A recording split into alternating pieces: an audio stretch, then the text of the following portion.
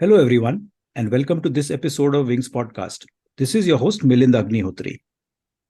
On today's show, we will meet Dr. Sanjeevani Joshi, an Ayurvedic medicine practitioner from Nivendi, a small village located along the Konkan coast in Ratnagiri District of Maharashtra. She practices under her own brand, Swasthyadaa, which operates at the intersection of contemporary medicine, Ayurveda, and modern dietary science. Human body and mind is designed to operate in a perfect state so long as it follows the rhythm and order of the natural world, she believes. Welcome, Sanjeevani, to this episode of Wings Podcast. Hi, Milind. It's my pleasure to be with you. The joy and pleasure is equally mine, Sanjeevani.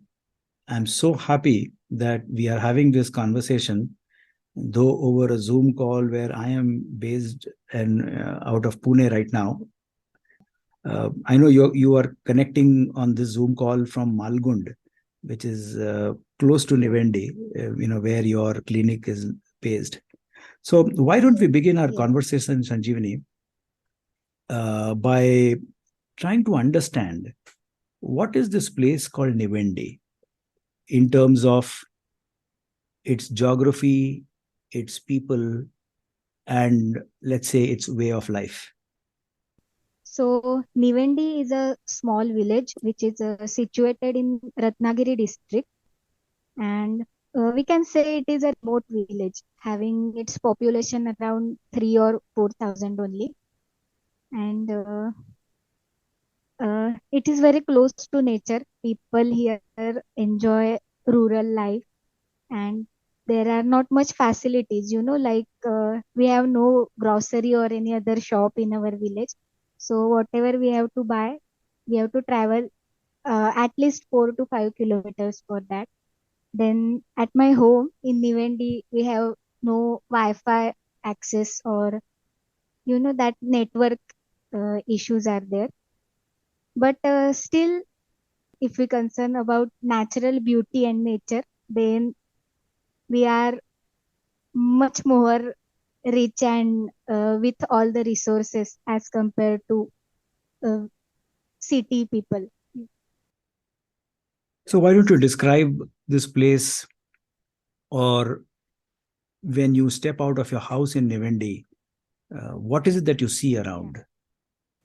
At least around 1.5 kilometer near my house, there is no other home or neighbor, and everything is just trees and jungles only. Behind my house, there is a small river, so we also enjoy that scene every day.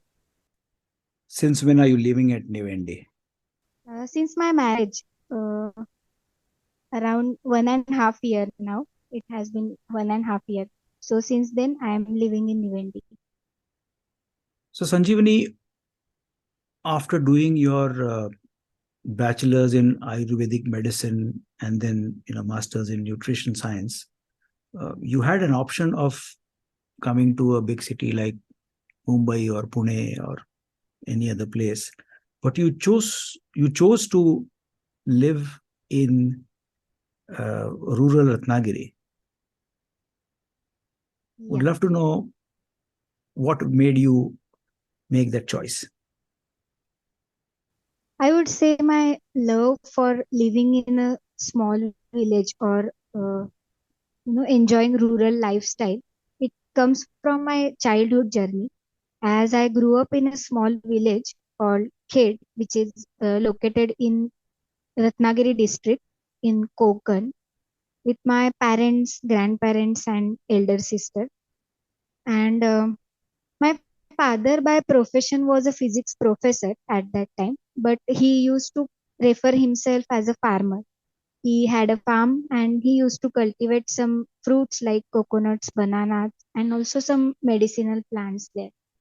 So on every Sunday or holiday, he used to take us there, made us play with soil and mud, water the plants, climb on the trees, and swimming and fishing in the river by side.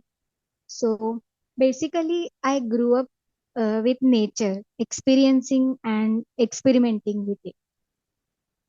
For my bachelor studies, I lived in Pune, and Pune being a metropolitan city, it was quite a different experience.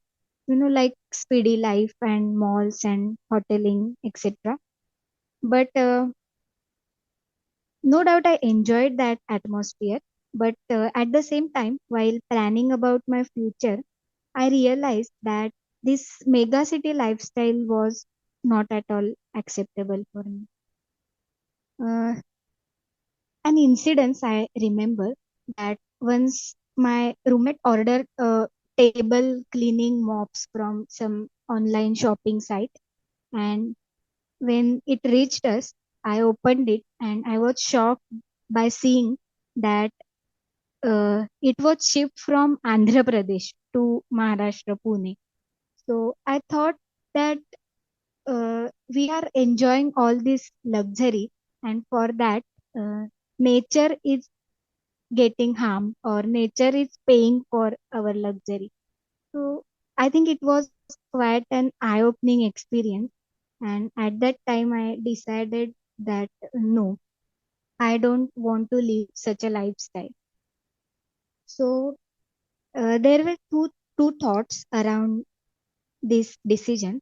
The first was psychological, that personally I enjoy a peaceful life away from cities hustle and bustle, and happiness in getting involved in nature's beauty is or it amuses much more than metropolitan entertainments. Secondly, on a practical note, our fundamental needs are clean air and polluted free water, chemical free food, which is almost impossible in cities, in all that traffic and crowd and population. In addition, village life provides you self sufficiency and sustainability, I think. So, self sufficiency because we can produce most of our food items on our own in villages. We can have our own source of clean water. We can have, overall access to plenty of other resources also. And through sustainability, I mean least harm to nature and ecosystem through our living. So I will furnish an interesting example. In my village in Nivendi, where I stay, we don't have any garbage collector. So uh, in cities, person goes house to house and collect garbage, which might be sorted as wet or dry, etc. But there is no such system in my village. And so whatever garbage or waste we create, we manage its disposal on our own.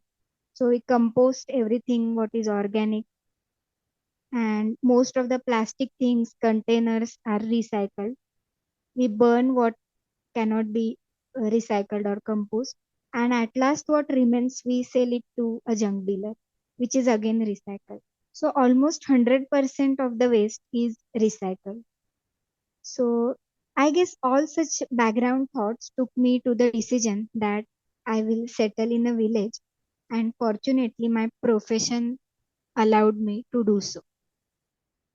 You know, I'm fascinated with what I'm listening right now, Sanjeevani, because this is reminding me about a Marathi couplet by Sant Tukaram, one of the most revered and respected saint poets from Maharashtra, where I don't know the entire, uh, couplet or abhanga as we call it in Marathi, but there is this line called Vrukshavalli Amha Soyare Vanachare, which Yes. loosely translated in English would mean that for me the near and dear ones are the trees and the birds and the plants and animals that and the insects that are around me. This is where I belong. So what was the atmosphere at home? You talked about your father though being a physics professor, he wanted to call himself and believe that he's a farmer first. So, what was the kind of Yes. conversation that would happen at home, between you, your father, your mother, your siblings? There were my parents, grandparents, and my elder sister with me in my childhood, and everyone was having a fund of reading. We used to read and debate on that contents which we are reading. There used to be some discussions, on various topics, and the whole atmosphere was so free, and uh, it was a learning experience for both me and my sister. That every single event which was happening in our life, in our home, it used to be a learning experience, and we used to learn something new from that. Any example you can take here? My father used he always make us learn something from you know real life experiences which were there on daily routine. So I remember once I fall down while running in home only, and I started crying that I I'm it's hurting, and I was not at all getting calm even after my mother and sister and grandparents trying to calm me down. But my father came there. He lifted me up, and he said me one thing, that just for a minute close your eyes and try to experience whether there is pain or not. And I did that, and I said, yeah, there is not much pain actually. So my father said, sometimes what happens is you fell down or you get hurt, and you think that it is much bigger, or it is hurting you very much. But in reality, there is the intensity is not that high. You know what you are thinking. So at that time, you have to calm down yourself and just ask yourself that is it really paining, or it is that event has hurt you so much. And many a times the answer is no, and you get calmed down on yourself easily. So yeah, there were many such incidences from which we learn how to live happily and a balanced life, or how to think correctly, I would say, in your life. How old were you, Sanjeevani, when this incident happened? I was hardly 5 or 6 years at then. But yeah, I can remember it clearly, and I think I will remember it till my end and won't forget it ever. But it's quite intriguing for me, at least, that a 5-year-old girl is able to understand this kind of a lesson, because this way of looking at an injury and a pain and a hurt as to how the human mind blows it out of proportion and makes it feel much bigger than what it is something that even people in their 30s and 40s are not able to understand today. So I wonder if there's something about Sanjeevani that even at age 5 she was able to get it.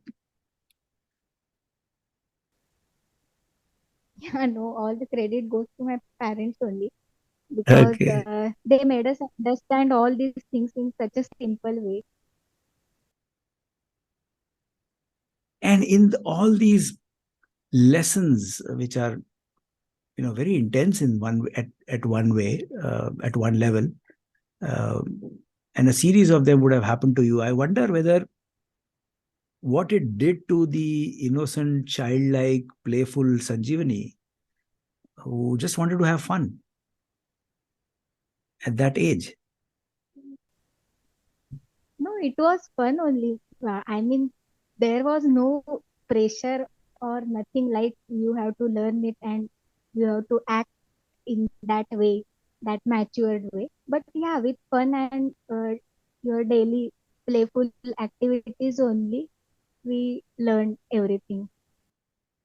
Wonderful, wonderful. I mean, what a way to learn lessons which are very hard to comprehend from a book, but can be easily understood through simple everyday experiences. I think hats off to your father, hats off to your mother, and hats off to you, Sanjeevani, to have of remaining open to receive such lessons. So how did your profession in Ayurveda and nutrition happen to you, and how did Swasthyadaa get born? During my childhood only, from these all experiences, I decided to settle down in village after my studies. And also diet and nutrition has been my interest or choice of career ever since I started thinking about career. So Ayurveda and nutrition were the subjects which helped me to allow to live in small village. Uh, and so I chose them. So I loved cooking basically since childhood, and I also loved experimenting with different ingredients, with different processing methods, and making food more and more healthy. So I was a afternoon cook when my mother used to take a nap after her lunch. I used to experiment with different dishes in the kitchen in childhood. And really, there is such a huge variety of food processing like fermentation, baking, drying, frying, and everything has a fascinating science behind it. So, yeah, due to this interest, I wanted to become a dietitian. But during my higher secondary school, my parents suggested a second thought of prescribing diet as a medicine or some medicines along with diet rather than just counseling a patient as a dietitian. And this was only possible. I mean, the prescribing something, some medicine or diet as a medicine was possible only through medical professionals. So gradually it made me think of becoming a doctor or medical practitioner. And Ayurveda being not just a disease curing pathway, but a science of life was, I think, the best suited option, matching my interest. So I decided to study Ayurveda, and I was fortunate enough to get admitted in Tilak Ayurveda College of Ayurveda, which is located in Pune and considered as one of the topmost colleges of Ayurveda in India. So that's how I started my education. After starting my studies in Ayurveda, I came to know about its greatness. As I told earlier also that it is not just a disease curing pathy, but it's the science of life. It teaches us how to live a happy, healthy, and balanced life. So Ayurveda describes two purposes of itself as a science. First is the most obvious, that is to cure a disease. But even for that, before curing the disease, it is meant to prevent a disease by preserving your health. So it is also meant for preserving your health. The second most fascinating greatness of Ayurveda, what I feel, is it emphasizes on personalized approach to every individual or every patient. And this personalized approach is generalized to almost everything, like diagnosis, understanding the pathophysiology, I mean, how the disease process has take place in that person's body. And also, it is applicable to all the treatments, including medicines and diet. So, for example, if a group of people is suffering from, say, loose motion, then modern medicine will consider that all the people are infected with some germ or pathogen, and so considering their age and weight, modern science will give almost same medicine to that group of people.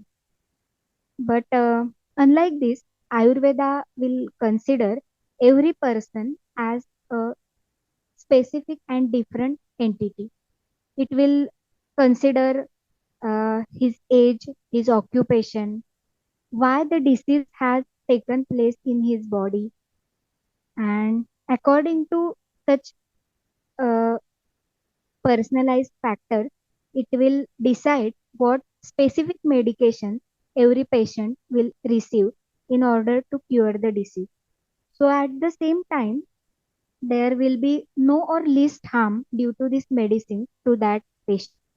So, this is what is the beauty of personalized approach of Ayurveda. Yeah.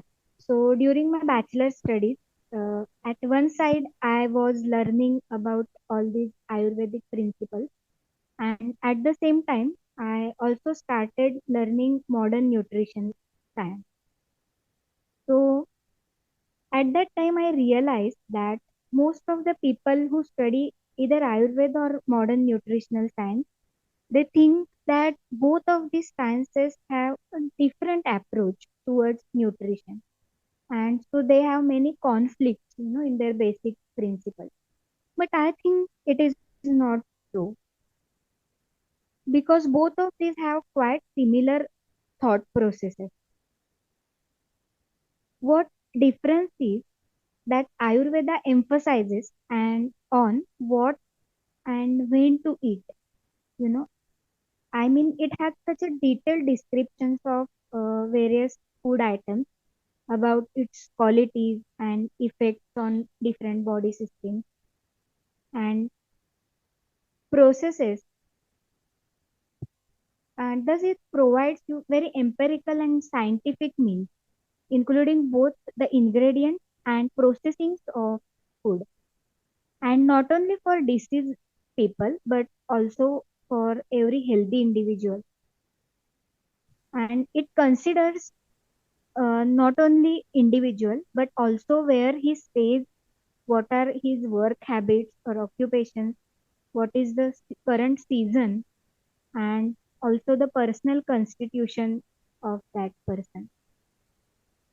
Unlike this, modern nutritional science emphasizes on what and how much to eat. So, according to some basic consideration, it tries to exactly calculate how much quantities of different nutrients like calories, or carbohydrates, proteins to be eaten to stay healthy. And all these considerations or calculations of modern nutritional science are quite generalized to a great extent. So during my bachelor studies, the thought which grew up in my mind and which became more and more firm in my master's was of combining these principles.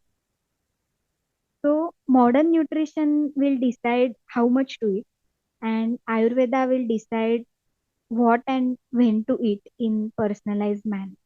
I will just give an example.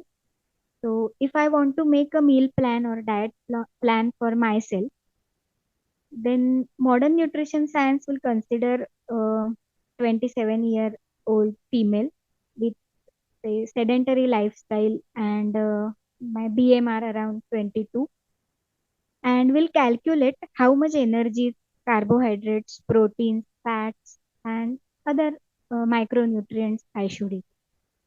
It can also specify food categories for me. For example, I should eat 30 grams of pulse in my lunch to fulfill my protein requirement. And here Ayurveda comes in the picture, that by considering a spectrum of personalized factors about me, it will decide which pulse I should eat in order to fulfill that protein need. So, this is the combination principle which I think can be applied to diseases also.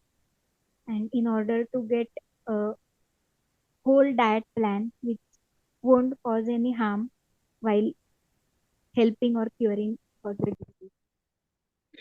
Sanjeevani, this sounds so beautiful, but it also, at least for me as a lay person, Hmm. signifies a very different perspective to look at human health. Unlike at least the modern medicine or Western medicine or allopathy or whatever you may want to call it, uh, it is asking me to look at my entire ecosystem in which I am living my life, the physical location, the lifestyle, food habits, etc., etc. So, uh, this, of course, is a very deep science. Ayurveda has gotten attention of a lot many people today. But when I introduced you, I quoted you saying that human body and mind is designed, you say, to operate in a perfect state so long as it follows the rhythm and order of the natural world. So, when you say rhythm and order of the natural world, what do you mean by that? So, in order to stay healthy, I guess a healthy lifestyle is of most important.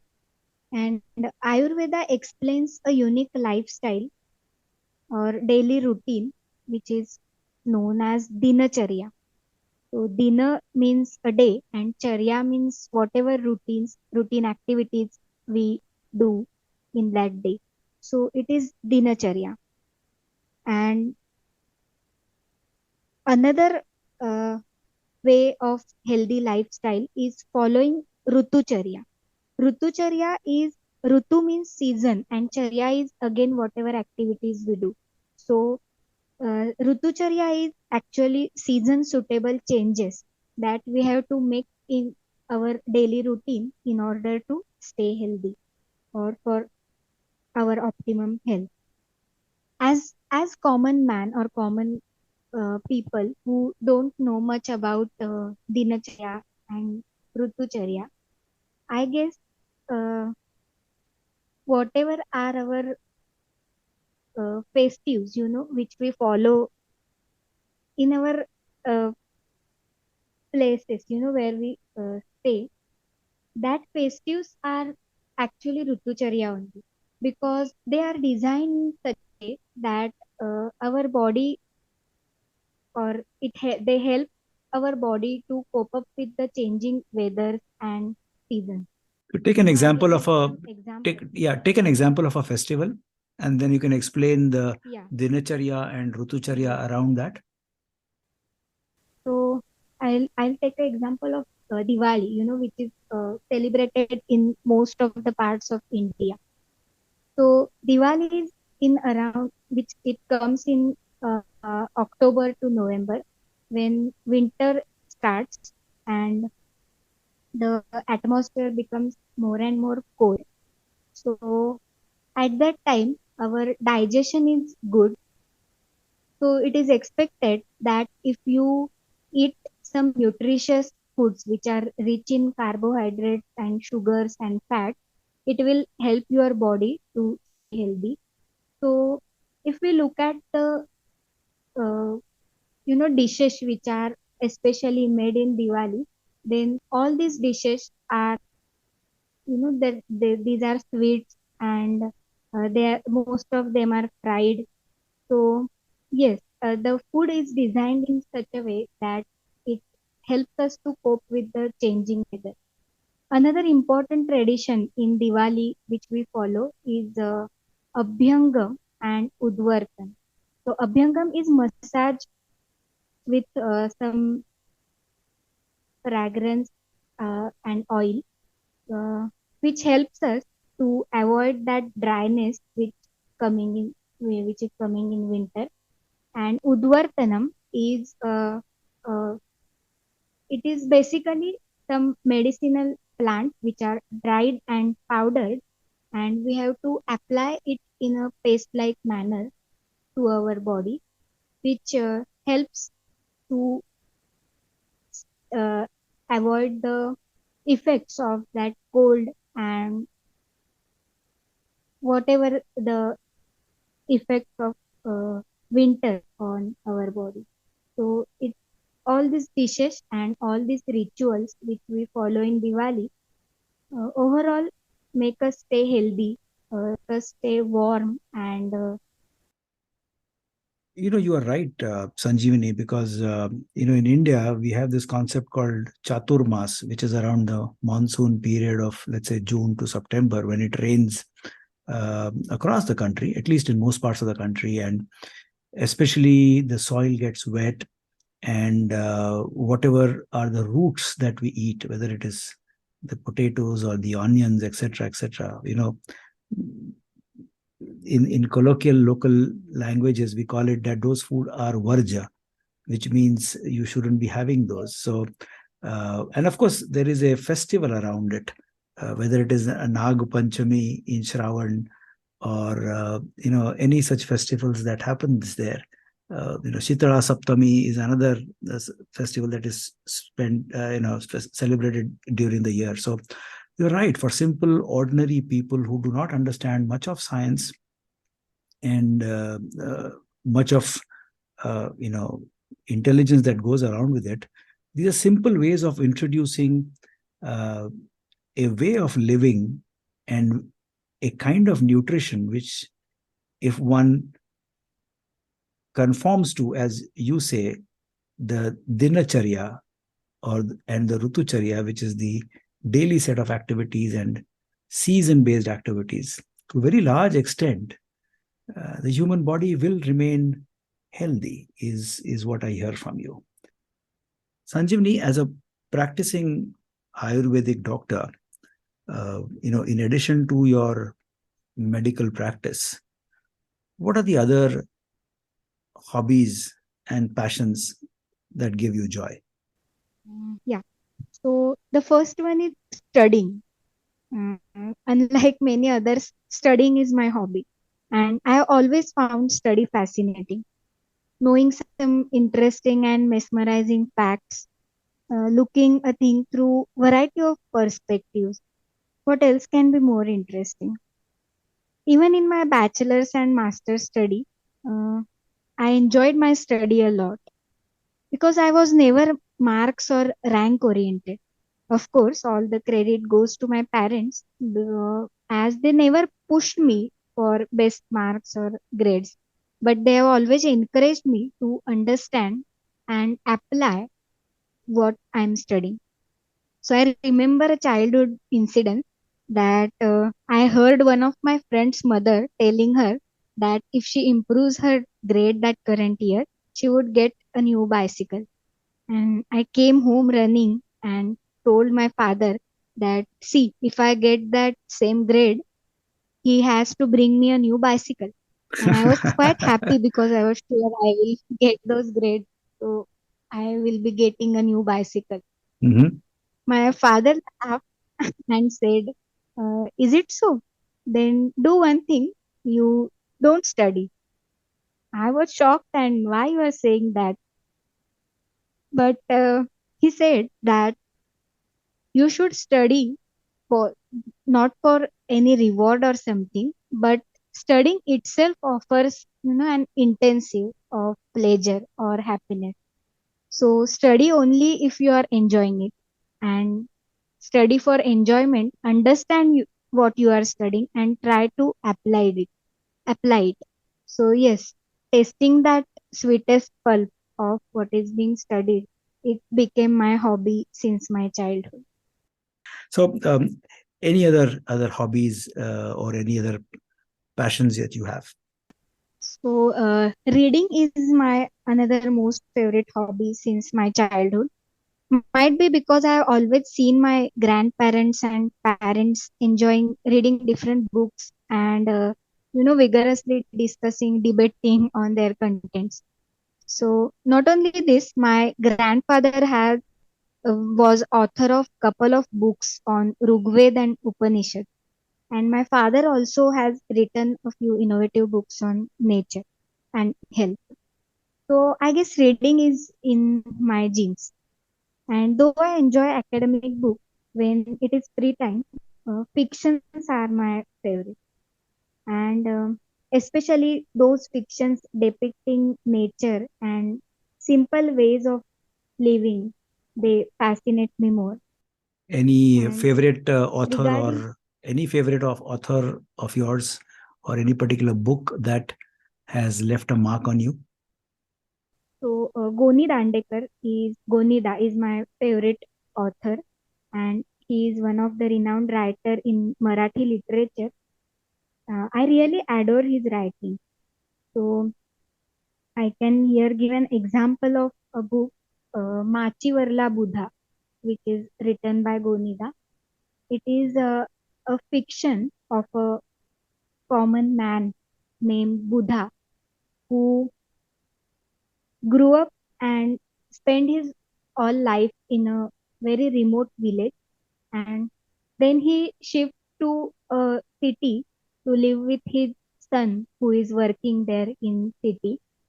And within few days only he realizes that this is not the kind of life he wants to live. So he comes back to a very remote village where uh, no facilities like electricity and tap water or any shops and other facilities are available. So he comes and lives there, and there is no man around him because he is living alone there. So while reading, one might feel that this is, such a terrible life. But at the same time, the author has beautifully explained that how he is enjoying the nature's beauty in changing seasons and all the animals which are part of that nature and living happily. And the author depicts how contented life the Buddha is spending in that remote village without any luxurious facility. And at the end also, the book depicts that, or at the end there is Buddha's death, which is so beautifully pictured there. So that Buddha's death doesn't disturb anything in that nature, no other life. It is so simple, and it proves the consistency and simplicity of the natural cycle. So yes, it is one of my all-time favorite books. Are you the Machivaril Buddha yourself? I don't know, but yeah, I would love that also. Yeah, because what you have said up until now about your attraction to live a simple life close to the soil amongst uh, rural flora and fauna, the house that you live within a diameter of about a kilometer or two, there is no human existence. At least to me, you seem to be an example of the Buddha. But let's switch tracks and let me ask you, as we are coming to the end of this conversation, what are Yeah. the dreams and aspirations of Dr. Sanjeevani Joshi? So currently I am practicing under my brand name, as you said, Swasthyadaa. Swasthyadaa is actually a Sanskrit word which means the one who provides health. Swasthya is health or wellness. So in future, I plan to convey what is genuine Ayurveda to common people, because today's era is of advertising and marketing, and Ayurveda has also not escaped this. So Ayurveda seems vague. However, many people don't receive it in genuine form, and this results in many misconceptions. Like Ayurvedic medicines. take long to cure or they have no side effects. So I wish to convey what is real or genuine Ayurveda to common people. I also wish to emphasize Ayurveda's disease prevention aspect to people. So, as I already said, that being healthy is possible through a healthy lifestyle, through dinacharya and rutucharya. So, in future, I would like to create a health hub where people can stay near nature and they can experience a healthy Ayurvedic lifestyle and also some appropriate dietary practices. And they can also learn how to modify these lifestyles as per their constitution. The hub will also train people to accept life positively and live a contented life with nature. So, overall, I would say that this hub will try to teach people the art of being healthy and happy life. Sanjeevani, I've been Yes. not only listening to your story, but I'm also kind of reflecting on a lot of things that you have said. And for some reasons, I don't know why,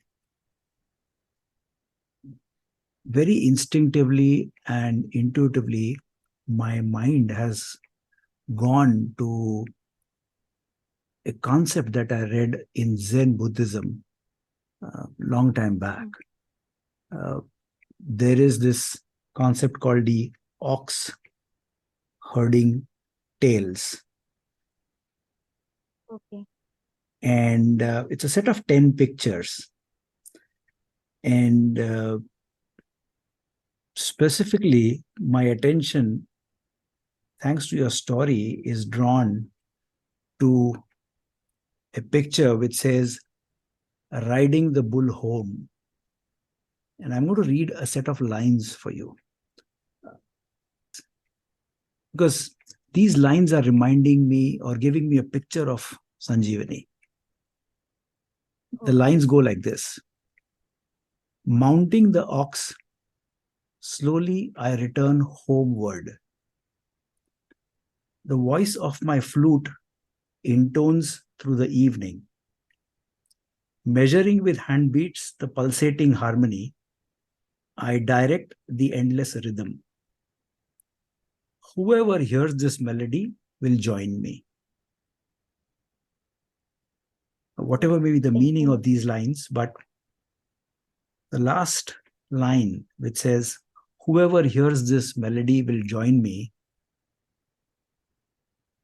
I have a feeling that through your story on this podcast conversation that you and I are having right now, you are putting out an invitation to whoever is going to listen to your episode, saying that if you can hear my melody, you're most welcome to join me.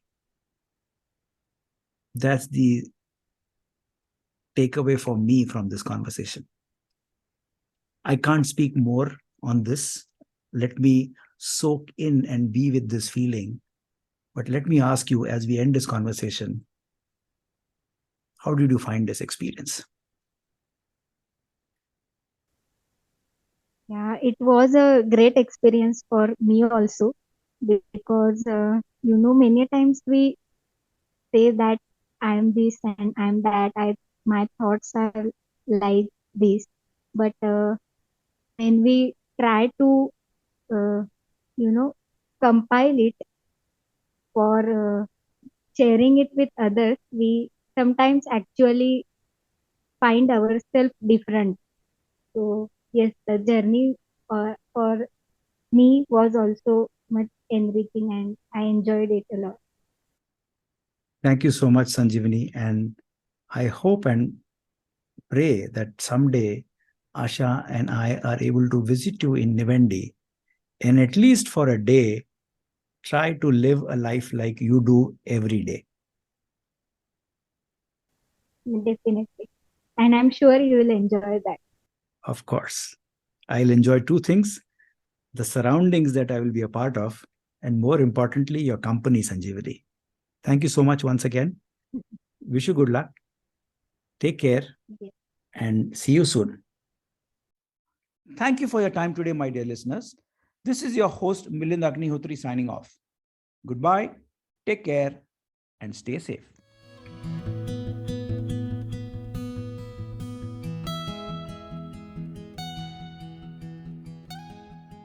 This podcast is for general information purposes only and should not be considered as a piece of any professional advice. Views and opinions expressed in this podcast are those of its guest. Creators of this podcast expressly disclaim any and all liability or responsibility for any direct or indirect, consequential, or other damages arising out of any individual's use of this podcast. For feedback and suggestions, please write to wingsindia75@gmail.com. Thank you.